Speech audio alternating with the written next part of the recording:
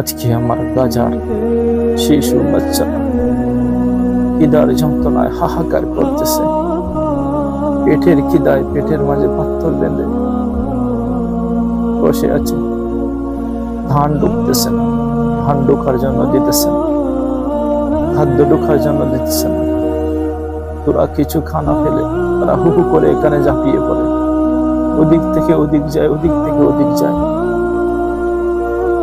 কিন্তু কেউ খানা দিতে পারতেছে না।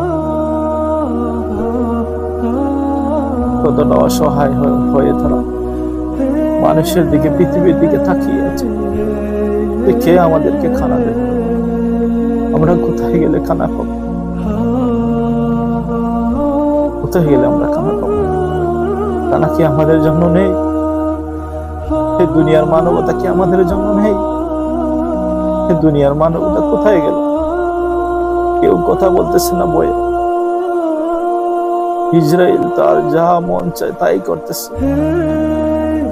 শিশু বাচ্চাদেরকে মারতেছে, বোমা মেরে উড়িয়ে দিতেছে,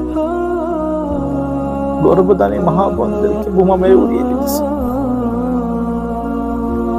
পৃথিবীর মাঝে এর চেয়ে নির্কৃষ্ট হত্যা আর হতেই পারে না, একটাও হতে পারে না।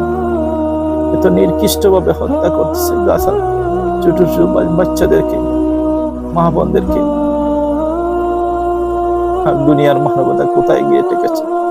মানবতা বলতে দুনিয়াতে আছে, মানবতার নামে ডোল পিটানো হইতেছে, মানবতার নামে স্লোগান হইতেছে দুনিয়ার মাঝে, কিন্তু সঠিক মানবতা দুনিয়াতে নেই।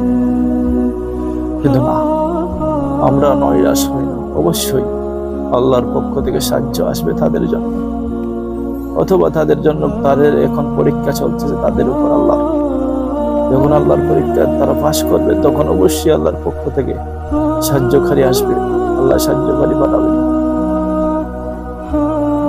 আমি শুধু দোয়া করি আল্লাহর কাছে, হে আল্লাহ, আমার ফিলিস্তিনের, আমার গাজার প্রতিটা মা বোন শিশু বাচ্চাদেরকে ইমানের পরীক্ষা দেখায় আমরা, তারা যেন ইমানের পরীক্ষা উত্তীর্ণ হয়, তাদের সাথে আপনার রহমত সবসময় যেন থাকে।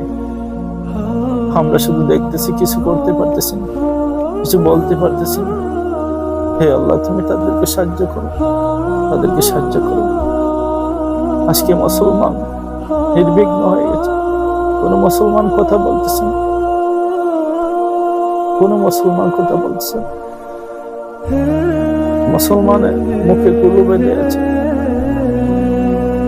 শুধু খানা দানা দুনিয়াতে ব্যস্ত আছে মুসলমান, এদের দিকে কেউ তাকাইতেছে না।